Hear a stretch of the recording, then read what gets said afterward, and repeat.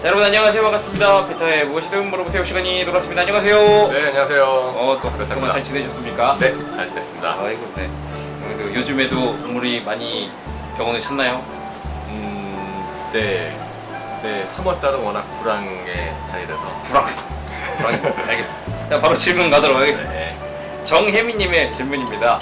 안녕하세요. 12평 남짓되는 1.5룸에서 양이를 기르는데 교배를 시키려고 합니다. 요래 작은 공간에서 양이가 더 늘어나면 좁은 공간 때문에 서로 스트레스 받아 할까요? 걱정이 됩니다. 네, 일단 강아지보다는 훨씬 공간에 대한 스트레스는 적죠, 고양이가. 네, 그래서 저희 병원 손님 중에 한 분은, 그렇게 크지 않은 공간인데도 12마리, 13마리 키우시는 분들 계시거든요. 근데 얘네들 같은 경우에 이제 넓이보다는 높이가 더 중요한 것 같아요. 그래서 이제 애들 따라서 중간 높이, 높이 이렇게 해가지고 얘네들이 그러니까 앉아서 쉴 수 있는 그런 높이 공간들이 있으면 그러면은 좀 훨씬 낫고요. 그렇지만 그래도 뭐 아무래도 넓은 거보다는 좀 스트레스 받긴 하겠죠. 근데 제가 볼 때는 1.5룸에 뭐 한 2마리, 3마리 정도면은 크게 문제가 없지 않을까 싶습니다. 뭐 아까 말씀하신 손님 중에 12마리 막 키운다고 그러신 분은 방에다 있어요. 원룸이에요? 한 두 방 정도의 네, 고양이들이 나눠져 있죠. 진짜 고양이랑 사시는 분이시네요. 네, 그리고 뭐 외국 같은 경우에는 집 자체를 고양이에 맞게 개조하시는 분들 많이 계시잖아요. 근데 뭐 그렇게까지 못 하시더라도 제가 볼 때는 1.5룸에 두세 마리는 크게 부담이 되지 않아요. 그렇군요. 너무 걱정하지 않으셔도 될 것 같습니다. 이제 대신 관리가 중요하겠죠? 그럼요. 네. 다음 질문입니다. 짱지와 다크님의 질문입니다. 저는 강아지 5개월 된 강아지의 주인입니다. 산책을 이제 막 시켰어요. 근데 나갔다 오면 매일 목욕을 해야 하나요? 매일 목욕 시키실 수 없죠. 시키시는 분도 힘드시고, 그다음에 목욕을 당하는 애도 매일매일 목욕을 하게 되면은 피부 트러블 생길 수도 있고, 그러니까 일단 기본적으로 일주일이나 열흘에 한 번을 시키시되, 나갔다 오시면 이제 더러운 부분, 뭐 발이라든가 배라든가 이런 부분은 부분적으로 목욕을 해주실 될 것 같아요. 그리고 요즘 같은 경우에는 꼭 비누 안 되고, 그러니까 폼 같은 거 이렇게 뿌려서 거품 내고 그거를 수건이나 휴지로 닦아내는 그런 제품들이 많이 있기 때문에 그런 거를 이용하시면 물 안 닦고도 닦아실 수 있습니다. 뭐 사람이 쓰는 것 물티슈나 이런 것도 상관없나요? 네, 물티슈 상관없어요. 부분적으로 닦아주시고 뭐 목욕은 일주일에서 네, 일주일에서 열흘 사이에 한 번씩 해주시는 게 좋을 것 같습니다. 다음 질문입니다. 이가영님의 질문입니다. 강아지 영양제는 언제부터 먹이는 게 좋은가요? 그리고 어떤 종류를 먹이는 게 좋을까요? 그리고 항상 감사히 잘 보고 있습니다. 네, 감사합니다. 영양제를 먹이는 시기는 딱 정해져 있지 않아요. 뭐 예를 들어서 2개월부터 3개월부터 이런 건 아니고 그냥 사료를 잘 먹으면 크게 영양이 부족하진 않거든요. 근데 이제 예를 들어서 사료를 잘 먹는데 우리가 피부가 좀 더 안 좋다든가 아니면 관절이 좀 아프다든가 뭐 이렇게 그러니까 우리 애기가 아프거나 뭔가 부족한 거를 채워주는 걸로 영양제를 이제 사용하시면 되거든요. 그래서 이제 간단하게 보여드리면 예를 들어서 이제 요런 컴플리비트라는 영양제 같은 게 있어요. 이건 제가 리뷰 한번 했는데요. 이거는 그냥 일반적인 종합 영양제예요. 그래서 뭐 비타민, 미네랄 뭐 이런 것들이 있는 거. 그리고 이거는 그냥 일반적으로 먹이시면 되는 거고, 그다음에 뭐 이런 맥시덤이라고 하는 거는 피부라든가 털이 안 좋은 애들이 먹일 수 있는 오메가 지방산이 많은 그런 영양제. 그다음에 뭐 이런 액티베이트라고 하는 거는 심장이 안 좋은 좀 노령견들을 위한 항산화제 성분이 많은 그런 영양제들이 있고요. 되게 많죠. 종류는 되게 많아요. 뭐 이런 마이브 같은 경우에는 일반적으로 뭐 피부, 털, 면역력 증가 뭐 이런 것들. 그다음에 요것도 마이뷰에서 나온 건데 이거는 관절이고 뼈 관절이 안 좋은 애들이 먹는 그런 것들 굉장히 많습니다. 종류는. 그래서 이런 영양제들을 우리 애기의 지금 우리 애가 뭐가 안 좋다, 뭐가 부족하다 이럴 때 이제 선택해서 먹이시면 될 것 같아요. 굳이 다 먹이거나 그럴 필요는 없는 거죠? 그렇죠. 그러니까 우리 애기의 상황에 맞는 영양제를 선택을 하셔서 먹이시면 되겠습니다. 감사합니다. 이건 꼭 이제 상황에 맞고 그리고 내가 우리 강아지에게 필요한 것 같은 그런 부분을 잘 찾아서 먹여주면 되겠습니다. 네. 자, 김문혜님의 질문입니다. 베타님 도와주세요. 저희 집에 태어난 지 일주일 지난 아기 고양이가 배꼽에 노란 게 생겼어요. 어떡하나요? 네, 이 질문을 봤는데 배꼽에 노란 게 뭔지 잘 모르겠어요. 근데 아마도 노란 거라고 한다 그러면은 어떤 골문 게 아닐까 싶거든요. 그러니까 염증.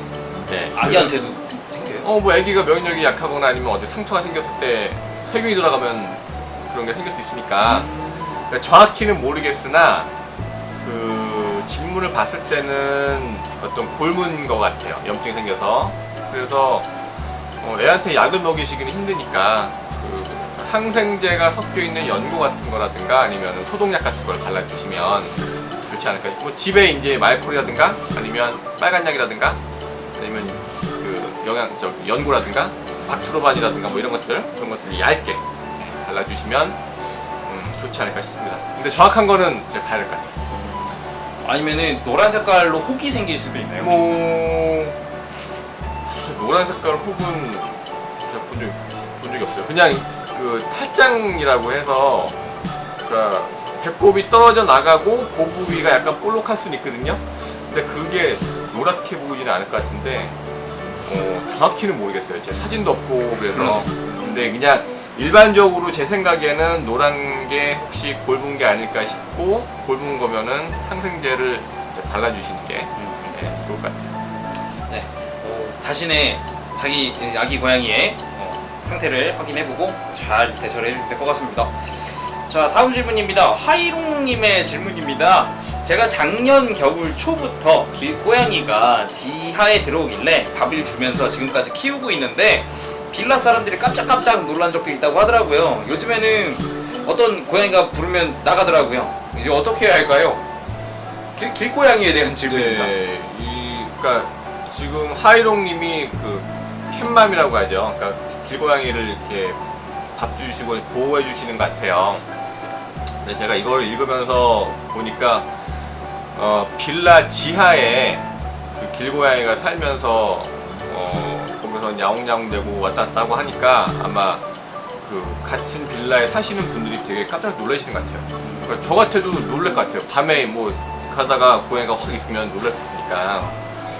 겨울에는 거기 따뜻한 데 있는 게 맞고 어쩔 수 없는데 이제는 4월이 됐잖아요. 그래서 제 생각에는 물론 하이롱님이 얘한테 계속 밥을 주시고 키우시는 건 좋은데 가장 문제는 주위 사람들하고의 문제예요. 그러니까 저는 그러니까 하이롱님이나 뭐 저 같은 사람은 그 고양이가 이쁘니까 밥을 줄 수가 있지만 그게 남들한테는 좀 안 좋게 보일 수도 있고 더구나 얘는 지하에 있으니까 놀래시잖아요. 그러면은 아무래도 불만이 더 높을 수가 있어요. 불만이 많을 수가 있기 때문에 제가 볼 때 현명한 방법은 아기를 그러니까 밥을 주는 장소로 옮겨줘야 될 것 같아요. 그러니까 이제 지하가 아니라 밖에 그 사람들이 놀라지 않을 만한 그런 곳에 밥을 주셔서 아기가 거기로 이제 이동하게끔 이제는 안 추우니까 그렇게 해서 관리를 해주시는 게 어떨까 싶고요. 뭐 애기였는지는 모르겠지만 이제 고양이가 부르면 나간다고 하는 거는 이미 얘도 이제 그 동네에서 사회생활 하는 얘기거든요. 그래서 만약에 애기였는데 컸다 그러면은 걔도 이제 자기가 혼자 생활을 할 수 있는 능력도 될 거고 제가 볼 때는 하이롱님 뿐만이 아니라 다른 분도 얘 캣맘을 할 수도 있어요. 다른 장소에서 얘가 그 장소에만 있는 게 아니니까. 그래서 일단은 제 생각에는 밥 주시는 장소를 좀 공개된 데로 옮기셔야 되지 않을까. 그래야 다른 그 동네 사람들이 놀라는 일이 적어질 테니까. 그럼 이제 불만도 좀 수그러질 수 있고. 동네 사람들하고의 관계가 되게 중요해요. 이걸 하시려면. 이건 저도 좀 할 말이 있는 게 저희 누나가 어릴 적에 고양이를 되게 싫어했어요. 지금도 좀 싫어하기는 해요. 근데 이게 트라우마인 게 밤에 지나다가다가 고양이가 있길래 봤더니 뒤에 고양이들은 눈이 번쩍이잖아요. 밤에 한 10마리, 15마리 고양이가 뒤에 그렇게 눈을 번쩍이고 있었다는 거예요. 그래서 밤에 그거 보고서 그 뒤로는 고양이를 되게 싫어하게 됐어요. 그렇죠. 그런 일이 발생할 수 있기 때문에 웬만하면은 이렇게 이웃과의 트러블을 안 생기게끔 해주시는 게 좋을 것 같습니다. 지하에 갔는데 고양이가 딱 쳐다보고 있으면 놀랄 수밖에 없어요. 그렇죠. 자, 그러면 오늘의 마지막 질문입니다. 표롱님의 질문인데요. 말티즈 강아지 뒷다리가 탈골이 됐는데 어떻게 해야 할지 알려주세요. 수술 빼고요. 그리고 다리에 좋은 강아지 간식이랑 채소나 과일을 알려주시면 감사하겠습니다. 원칙은 수술입니다. 예, 아. 그러니까 슬개골 탈구 말씀하신 것 같거든요. 무릎 탈구. 원칙은 수술이에요. 그러니까 수술을 기본으로 두시되 도저히 수술 못 하시겠다 그러면 방법은, 그러니까 이게 뼈 위치이기 때문에 이걸 다른 방법은 없어요. 단지 이제 좀 그 무릎에 힘이 덜 가게끔, 부하가 덜 가게끔 하시려면은 이제 무게를 좀 줄이시는 거, 살을 빼서 무게를 줄이시는 거, 그리고 관절 영양제 같은 거를 이제 평소에 꾸준히 먹여주시는 거, 뭐 이 정도. 그래서 뭐 특별히 간식이나 뭐 채소, 과일이 좋은 이런 거보다는 아까 제가 소개시켜드린 뭐 이런 게 있겠죠. 요런 게 그 관절 영양제 같은 거거든요. 그러니까 이런 것들을 꾸준히 먹여주시고 살 안 찌게 해주시고, 그리고 그러니까 뭐 산에 올라간다든가 그런 무리한 운동을 시켜주지 마시고 그렇게 하셔야 되는데, 다시 한번 말씀드리지만 원칙은 수술 아니면 답이 없는 거죠. 수술이 원칙이니까 뼈의 위치가 바뀐 거기 때문에 수술하는 게 원칙이고요. 물리적인 외부 마사지나 이런 거는 안 되나요? 그러면? 마사지로 뼈 위치가 바뀔 수 없죠. 그럼 뼈가 이제 밖으로 튀어나온 거기 때문에 그 제자리 있지 않고 이제 빠져나온 거잖아요. 그러니까 이제 무게를 덜 가게끔 해서 그쪽에 통증을 덜하게 해주는 거죠. 그런 식으로 관리해 주실 수밖에 없어요. 알겠습니다. 자, 이렇게 오늘의 질문은 끝이 났네요. 오늘도 수고하셨습니다, 베타님. 네, 감사합니다. 감사합니다. 이렇게 또 질문을 남겨주시고 싶으신 분들은 이 영상에 댓글로 남겨주시면 선정 후에 베타님께도 여쭤보는 시간을 가져보도록 하겠습니다. 여러분 감사합니다. 다음 시간에 뵐게요. 안녕.